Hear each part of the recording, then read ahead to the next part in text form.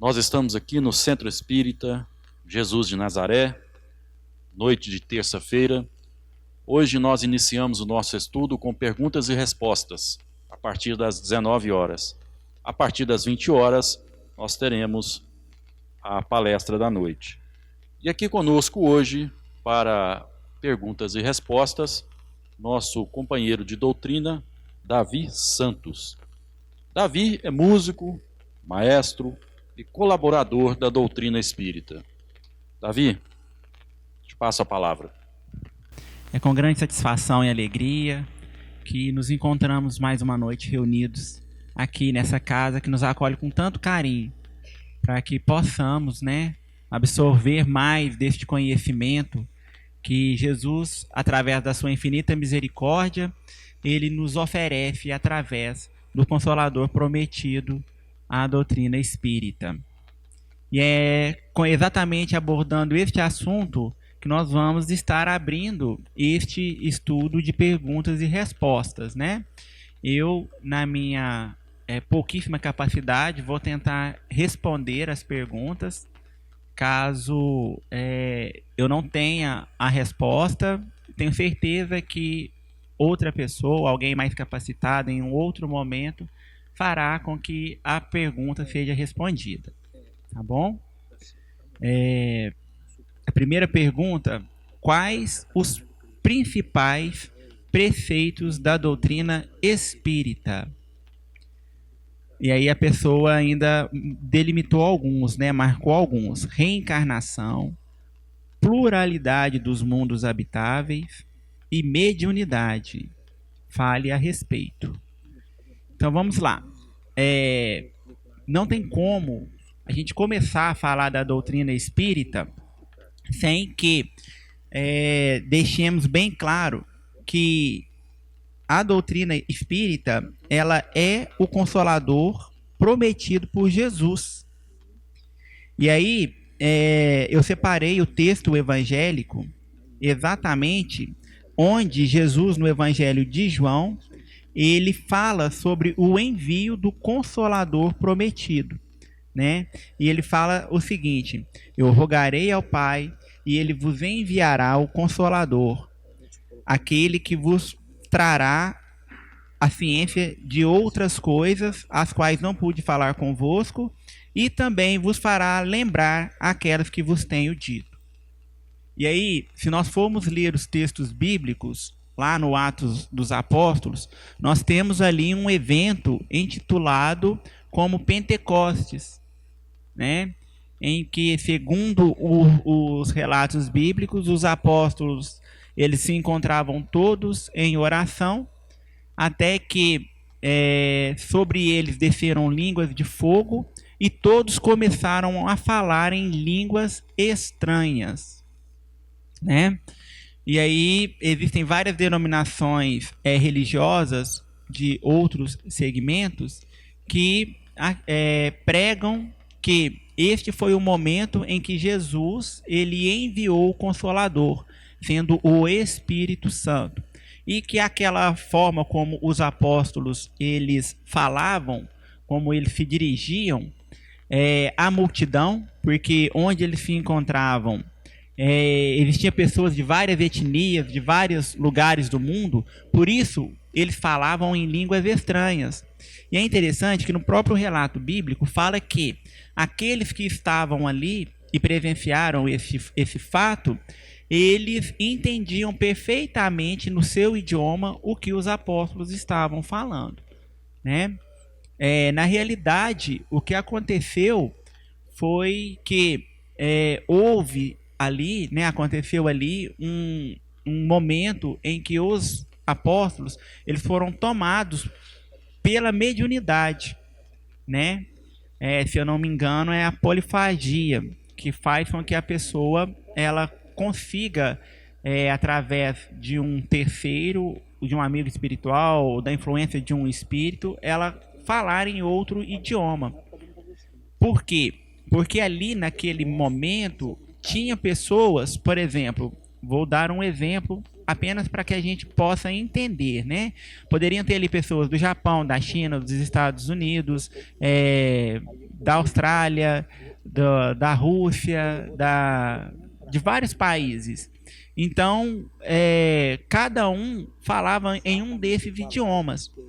Para mim, por exemplo, que sou nativo do Brasil, outros idiomas, aí a gente vai recuar um pouquinho o pensamento há mais de 2000 anos atrás, me soariam como línguas estranhas, não é verdade? A gente pega idiomas, por exemplo, da Europa, e a gente fica assim, por entender, né, como que aquelas palavras, elas significam, ela tem a mesma contextualização das palavras que tem no nosso idioma. E de fato é muito estranho você ver outra pessoa conversar em um idioma que é totalmente alheio ao seu conhecimento. E aí aquele povo, que já era um povo simples por natureza, é claro que eles teriam aquilo como algo miraculoso, como algo que estaria acontecendo de milagroso naquele momento. E que aquela língua estranha que os apóstolos estavam falando era a língua do Espírito Santo, a língua dos anjos, né? Só que não foi isso que Jesus nos disse quando ele nos promete a vinda do Consolador. Ele fala que ele viria, Jesus rogaria ao Pai e o Pai enviaria o Consolador para nos fazer lembrar o que ele tinha dito. Jesus, ele havia subido aos céus há pouco tempo. Falando a grosso modo, não tinha dado tempo para esquecer ainda, né? Tanto que os apóstolos depois escrevem os evangelhos. Então, do que ele estaria nos lembrando? E o que ele ensinaria de novo naquela época que Jesus não tivesse gabaritado ainda, ou que aquele povo não tivesse a condição para aprender e que Jesus não tinha ensinado? Então, ali no final do século XIX, a gente tem o advento do Espiritismo. E aí sim, na realidade, a comissão, né, a equipe espiritual que é designada por Jesus para trazer a doutrina espírita, ela é intitulada de o Consolador, né, o Consolador prometido pelo Cristo, né? Quando nós falamos de Espírito Santo, nós não estamos falando de um espírito especificamente. Nós estamos falando de toda uma pleiade de espíritos que participaram dessa codificação, né? E aí, se a gente colocar a palavra espírito no plural, fica mais fácil para a gente entender. Então, Espíritos Santos. E o que é santidade? Santidade não é aquela coisa separada, aquela coisa que está longe, né? É a ausência do mal. Então, todos nós, um dia, estaremos santificados, porque o mal já não vai mais se fazer tão presente na nossa vida, no nosso pensamento, nos nossos sentimentos, tá? E a base da doutrina espírita é o seu tríplice aspecto, né? Que é filosofia, ciência e religião. Então, vamos entender por que a doutrina espírita pode ser considerada como ciência. O espiritismo é ciência porque estuda à luz da razão e de pesquisas específicas os fenômenos mediúnicos, isto é, os fenômenos provocados pelos espíritos, que são fatos naturais. Não existe o sobrenatural. Todos os fenômenos, mesmo os mais estranhos, têm explicação científica. Sintetizando, Kardec afirma: o espiritismo é uma ciência que trata de natureza da origem e do destino dos espíritos e de suas relações com o mundo corpóreo. Então, por exemplo, o que era tido como miraculoso ou algo demoníaco, por exemplo, né? Uma porta bater, uma panela cair da prateleira, ou começar ali um fogo desconhecidamente, sem uma causa aparente, aquilo era tido como algo fantástico, algo miraculoso, né? Que estaria sendo feito de forma milagrosa. E aí, estudando sobre a mediunidade, nós vamos ter ali no livro dos médiuns uma classificação para esse tipo de fenômeno, que são mediunidades com efeito físico. E aí, para que esses efeitos aconteçam, precisa-se que na casa ou no local onde eles estejam ocorrendo, alguém, mesmo que de maneira inconsciente, seja médium de efeito físico, doador do ectoplasma, para que aquela entidade ou para que aquelas entidades possam então manusear essa energia e criar estes fenômenos, né? Ou seja, existe uma explicação, não tem nada de milagroso, né? Nada que não tenha explicação plausível. O espiritismo, ele é religião. O espiritismo é religião porque ele tem por fim a transformação moral do homem, retomando os ensinamentos de Jesus Cristo para que sejam explicados na vida diária de cada pessoa. Revive o cristianismo na sua verdadeira expressão de amor e de caridade. Então, olha que interessante. Aí nós reconhecemos, é um dos pontos em que nós reconhecemos o espiritismo como sendo o consolador prometido pelo Cristo, porque ele revive o cristianismo.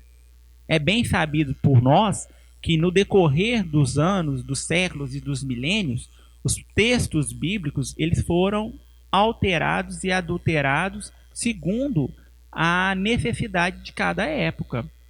Por exemplo, a reencarnação, ela até então era tida como aceita e um conhecimento dentro do próprio judaísmo, né? Tanto que Jesus ele interpela Nicodemos, quando Nicodemos ele fala para o Cristo como que seria plausível um homem tornar a nascer. Acaso ele voltaria ao ventre da mãe, sendo já um homem adulto? E aí Jesus responde como? De uma maneira enérgica ele responde: ora, como tu, sendo um doutor, não conhece essas coisas? Jesus estava falando para ele ali da reencarnação. Em um outro momento, os discípulos, eles perguntam a Jesus sobre ele ser o Messias, né? Porque, segundo os textos dos profetas, antes que o Messias viesse, precisaria primeiro que Elias vinha. E aí Jesus fala: em verdade, Elias já veio e vós não reconheceis.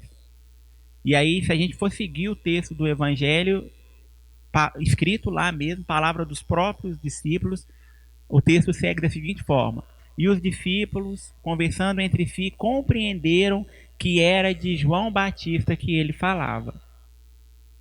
Então, vai me falar que esse pessoal não conhecia sobre a reencarnação, não aceitava a reencarnação. Até porque, nesse mesmo texto, ele fala, Jesus pergunta para eles: e tu, quem dizes que eu sou? Aí eles falam: olha, uns falam que você é Elias, outro que é Jeremias, ou um dos profetas renascidos. Ali não fala ressurgido, fala renascido. Ah, Davi, mas então por que nos textos bíblicos a gente não vê nenhuma alusão à reencarnação? Porque existiu um concílio em 535, né, depois de Cristo, em que o imperador Justiniano ele convoca então o clero para que fosse retirado dos textos bíblicos. Isso é história. Se você pesquisar no Google, você vai ver, tá lá, né? Fosse tirado dos textos bíblicos a palavra reencarnação e substituída pela ressurreição a favor de sua esposa, né? A imperatriz Teodora. Por quê? Ela, sendo escravocrata, ela tinha medo de que, pregando-se a reencarnação, ela renascesse como escrava e não mais como imperatriz. Já a ressurreição, ela tornaria ao seu corpo e manteria todos os seus títulos. Até parece que mudar um texto faria alguma diferença, né, quanto às leis já estipuladas por Deus. Então, por isso, a doutrina espírita vem trazer para a gente tudo isso de volta, vem falar para a gente tudo aquilo que Jesus nos ensinou e vem trazer para a gente o significado real de suas palavras, a fim de que nós possamos, através das mesmas, começar um trabalho de reforma íntima, né? E esse trabalho aí de ascensão ao Pai. O Espiritismo é filosofia. Toda doutrina que dá uma interpretação à vida, uma concepção própria do mundo, é uma filosofia.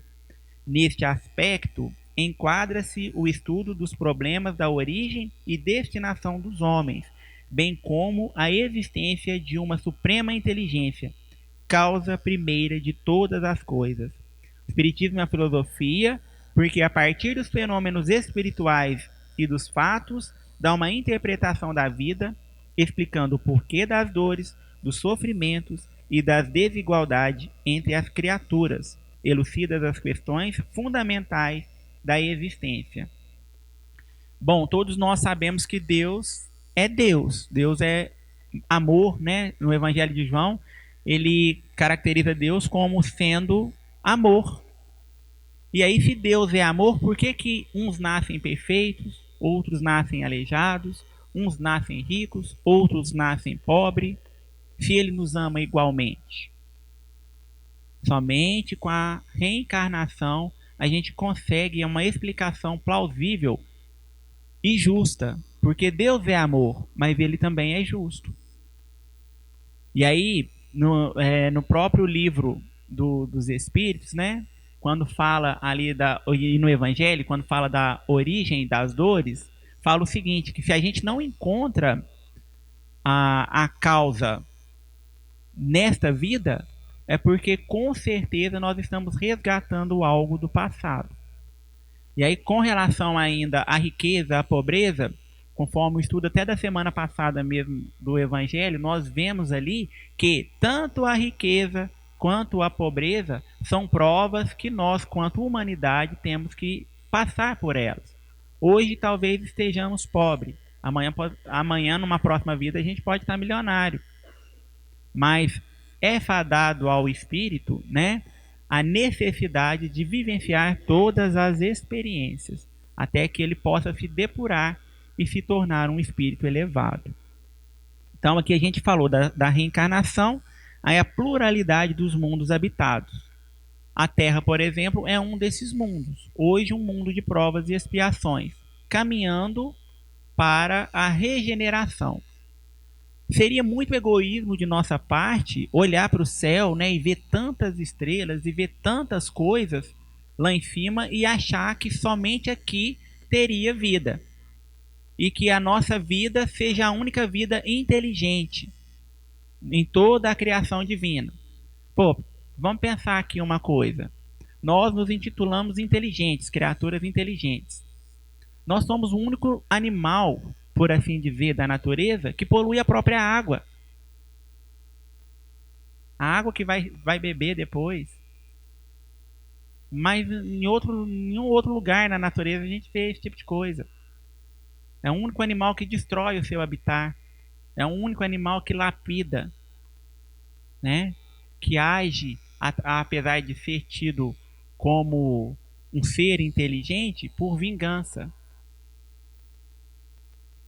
E aí, como que nós podemos ter essa pretensão de nos achar as criaturas mais inteligentes do universo, a obra-prima da criação de Deus? Somos em potencial, porque todos nós temos um potencial divino a ser desenvolvido. E é para isso que existe a pluralidade dos mundos habitados, né? Um ótimo livro para a gente abordar mais esse assunto é A Caminho da Luz, de Emmanuel. Lá fala sobre isso. Os Exilados de Capela fala sobre mundos em transições. Exilados por Amor também trata desse assunto. E é um assunto que ele se faz presente, porque a Terra, passando por esse momento de transição, muitos espíritos que se encontram encarnados ou que se encontram na psicosfera espiritual do planeta, eles vão deixar de habitar a Terra. Por quê? Saindo do mundo de provas e expiações para um mundo de regeneração, nós precisamos estar melhores, precisamos buscar essa melhoria.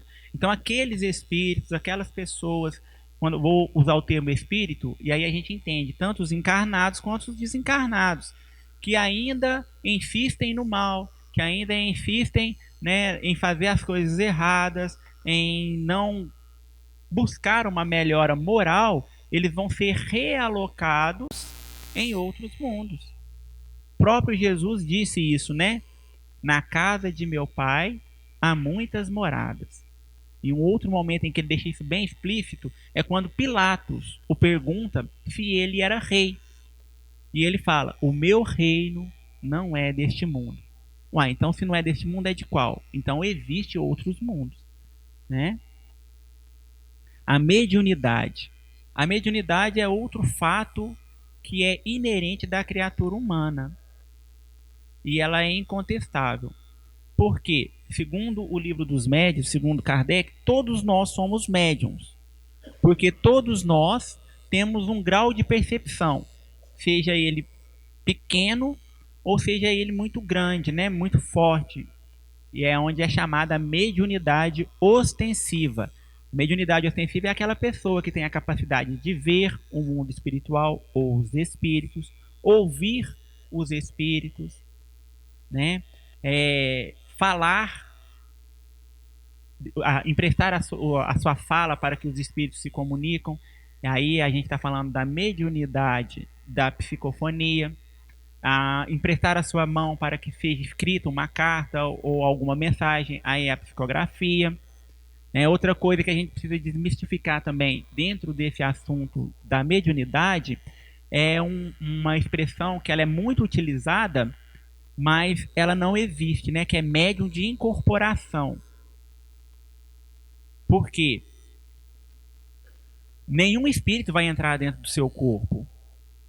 Né? Quem assistiu aquele filme do Ghost lá viu, né? O Sam entrando lá dentro da Oda May, e aquilo ali é pura ficção, isso não existe não, porque o seu corpo ele foi todo programado, todo construído para o seu espírito, inclusive ele foi moldado pelo seu perispírito, que é o seu corpo espiritual. E o nosso corpo espiritual ele fica ligado ao nosso corpo material. O espírito, ele, de forma que não vai caber dois espíritos ali dentro.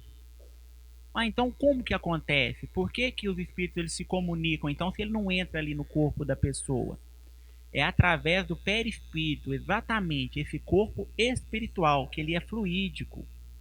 Acontece uma expansão desse corpo espiritual do médium, né, daquela pessoa que tem a mediunidade ostensiva. E aí o espírito ele se aproxima e a comunicação ela se dá mentalmente, é mente a mente, tá? Davi, mas e aquelas pessoas que jogam as cadeiras para cima e sai rodando e gritando e quebrando tudo? Ali não é o espírito que está dentro do corpo dela, não. Não é, o espírito não está dentro do corpo dela. Aí já é uma coisa que precisa de um estudo mais dilatado, que trata-se de uma obsessão. E aí existem 3 graus de obsessão. Esse em que a pessoa ela perde, vamos dizer assim, a consciência daquilo que ela está fazendo, é a obsessão onde a pessoa já está subjugada. O espírito ele já tomou conta do corpo? Não, da mente da pessoa. E aí da mesma forma como a pessoa escreve ali, é que a mão da pessoa movimenta e ela escreve, por causa da mente de um espírito que se aproxima para trazer a comunicação, todo o restante do corpo assim também vai proceder, né? Nossa, mas isso é muito grave, tem cura? Tem cura, né? O primeiro passo é se evangelizar, é fazer o evangelho do lar, é participar do estudo do evangelho na casa espírita, mudar os pensamentos e, sobretudo, mudar a forma de agir. Vamos colocar assim, né? O receituário para que a gente possa combater aí a obsessão. Qual a diferença da família carnal, da família universal ou espiritual? Nenhuma. Porque o que muda ser a família espiritual para a família carnal é o estado em que aquele grupamento de pessoas se encontram. Ora, encarnados, ou seja, habitando a carne, para que dessa forma nós possamos, como matéria, influenciar a matéria, nos movimentar nesse mundo físico ou espiritual, aí como espíritos. Agora, existe uma diferença. A família material, a família carnal, corpórea, nós encarnamos nela, na maioria das vezes, por uma necessidade. No livro Jesus no Lar, se eu não me engano, no capítulo 1, né, Neio Lúcio, ele vem falar que a família é um cadinho, aonde ali naquela fervura do caldeirão, nós, ervilhas, né, porque ele coloca ali as ervilhas, vão se amolecendo e vão se tornando mais mastigáveis, né, mais fáceis de ser digeridas. Então, a família, na realidade, aquelas pessoas que compõem aquele grupamento familiar, são pessoas que nós necessitamos estar com elas nessa existência. Seja para um resgate, seja para um auxílio, né? Ah, mas eu não dou certo com minha mãe, não dou certo com meu pai, meu irmão, eu não posso nem olhar na cara dele, mas nós somos todos da mesma família. Sim, mas talvez sejam adversários que precisaram encarnar num seio familiar para aparar as arestas, para que um dia, né, possamos estar todos sendo esse corpo único que é intitulado a família universal. Por outro lado também tem aquela outra questão. Nossa, mas eu adoro a minha mãe, meu irmão, não, eu morro por ele, amo de paixão. A gente falta pouco ler o pensamento um do outro. São espíritos afins, espíritos que já tiveram várias oportunidades e experiências juntos e criaram aí esse laço, né? Que é o laço do amor verdadeiro. E aí esse laço ele não se rompe nem com desencarne.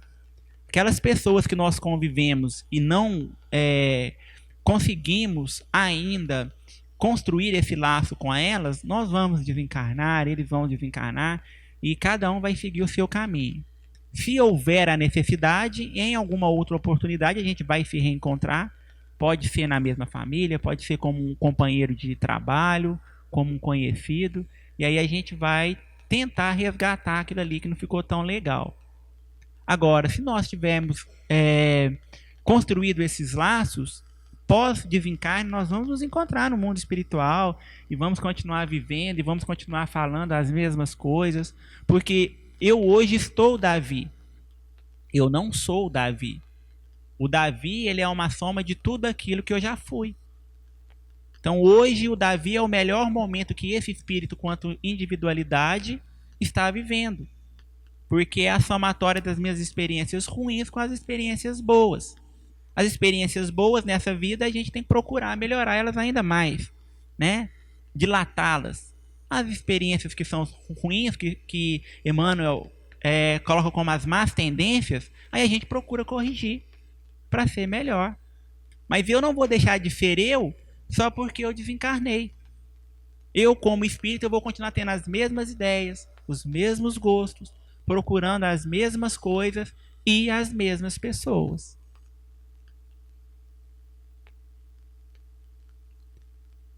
Preciso ser adepto do espiritismo para frequentar o centro espírita? Não. O centro espírita, ele é público, né? Todo mundo pode frequentar o centro espírita, encarnado e desencarnado, inclusive, né? Então, fiquem à vontade, tá? Tem hierarquia nos cultos espíritas? Não tem. Né? Não tem hierarquia, porque nós somos todos iguais. Jesus, ele, certa vez, ele foi chamado, né, na rua, por um jovem de bom mestre. E aí Jesus, ele vira para esse jovem e fala assim: bom? Por que tu me chamas de bom? Bom, em verdade, é somente o Pai que está nos céus. Mas mestre, isso eu sou. Então, assim, todos nós, né, somos iguais. Não existe essa hierarquia, essa linha delimitada. Porque o mestre é Jesus. Todo conhecimento que nós estamos aqui e tendo a pretensão de falar sobre, na realidade isso nos foi transmitido pela espiritualidade, através das obras básicas de Kardec, né? O Pentateuco ali, os 5 livros da obra básica da doutrina espírita. E aí depois ainda as obras complementares. Só Chico trouxe mais de 400 livros. Então, não tem nada que seja ideia da casa espírita ou de uma pessoa específica. Né? Dentro de uma casa espírita séria, não. Não se existe culto, não se tem imagens. Né? Por quê? Porque todo o conhecimento ele já foi transmitido pela espiritualidade.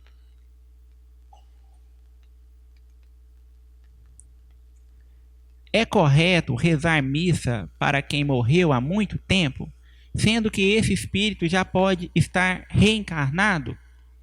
Bom, Deus, isso está lá no Livro dos Espíritos, né? Deus julga sempre a intenção. Qual a intenção que eu faço determinada atitude? Então, isso indifere se o espírito está encarnado ou desencarnado, até porque a sua condição nós não temos como saber. E por que indifere? Porque o amor, ele transcende, né? Ele não tem espaço, ele não tem tempo e ele não tem distância.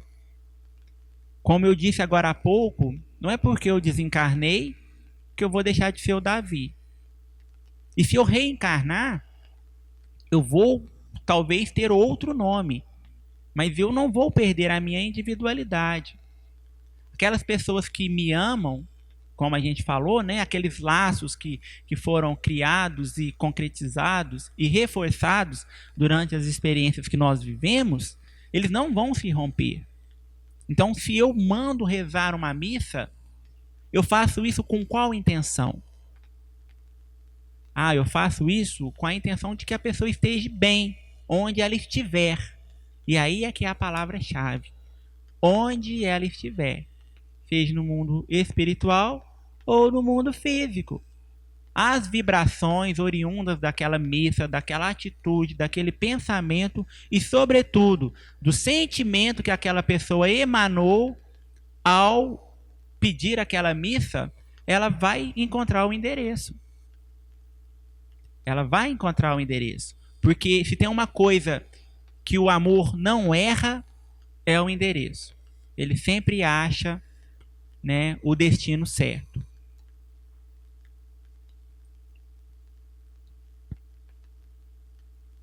Olha, essa pergunta aqui, ela praticamente foi respondida com a anterior, mas eu vou ler. Quando faço uma prece para um espírito desencarnado, e se ele já reencarnou em outro corpo, com outro nome, esta oração será dirigida até ele? Nós já respondemos, né? Que é a intenção, é o sentimento, é a energia, e que o amor ele não erra o endereço. Então, vai receber sim. Com certeza vai receber. Tá bom? Quem assistiu aquele filme Nosso Lar? Levanta a mão aí, só para me ter uma ideia. Então, vocês viram ali aquele momento que André Luiz vai lá no Ministério das Comunicações e aí ele vai ver as pessoas que oravam por ele? Legal aquela parte lá, né? E aí tem um outro momento nas câmeras de retificação que a sobrinha do Lívias, ela tá passando muito mal. E aí ela começa a registrar, né, a oração da mãe dela. Vocês se lembram dessa parte? E aí ela começa a se sentir bem. Então, olha o poder da oração e o poder do amor. Né? Ele não encontra barreiras para encontrar o seu destino.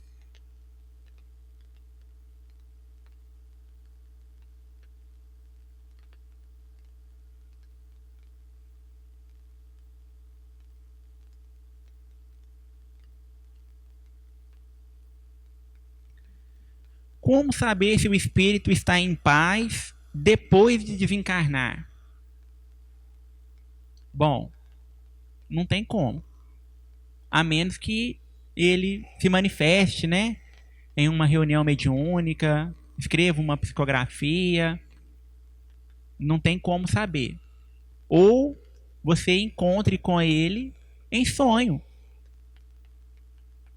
Porque todos nós, né, no próprio Livro dos Espíritos fala sobre o desencarne, aquela coisa toda, fala que nós, toda noite, nós morremos por um curto período de tempo.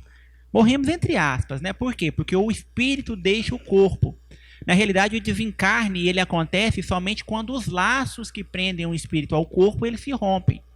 No caso do sono físico, esses laços não são rompidos, né? Por exemplo, na literatura de André Luiz e de Miramês também, nós vemos momentos ali que os espíritos encarnados eles são levados até o mundo espiritual para encontrar com os seus entes queridos que já desencarnaram. E que a diferença que se via entre o espírito encarnado para o espírito encarnado era um cordão prata que se estendia do perispírito daquele que estava encarnado e ele não tinha tamanho, né? Ele, vamos colocar assim, ele é infinito, porque ele é elástico, então ele pode se expandir de acordo com o grau de lucidez e de liberdade que aquele espírito detenha. Então, por exemplo, se você sonhou com um ente querido e aí ele estava bem, estava feliz, conversou com você e você acordou se sentindo bem, com certeza ele está bem também, né? Agora, outra, vamos colocar assim, dica para a gente ter mais ou menos uma ideia, é o seguinte: todos nós vivemos no céu ou no inferno. Nós não precisamos desencarnar para estar habitando essas regiões. Depende de como se pensa, como se vibra, o que se faz, o que se fala, o que se sente, como que essa pessoa agia. Nossa, então a pessoa era muito ruim, então será que ela está num lugar ruim? Não tem como saber também, são meras suposições, porque Deus é amor, Deus é bom, Deus é justo e é misericordioso. Então o que eu posso fazer, Davi? Orar. Orar, aquietar o seu coração. Por quê? Suponhamos que a pessoa esteja numa situação bacana, né? Esteja numa colônia legal, tá, vamos dizer assim, tocando a vida, feliz. E aí nós aqui desse lado da vida nos encontramos nervosos, ansiosos por informação, triste, angustiado.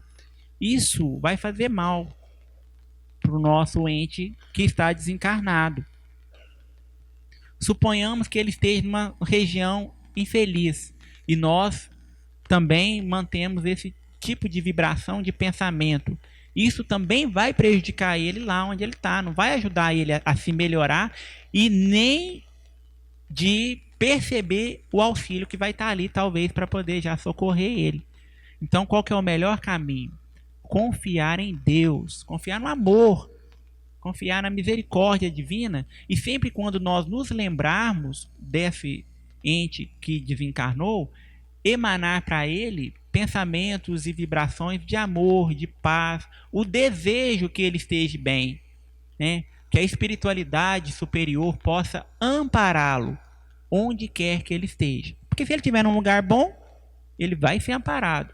Se ele estiver num lugar infeliz, temporariamente, né, porque não existe uma sentença perpétua, ele também vai ser amparado e vai ser resgatado. Vou citar novamente o filme Nosso Lar.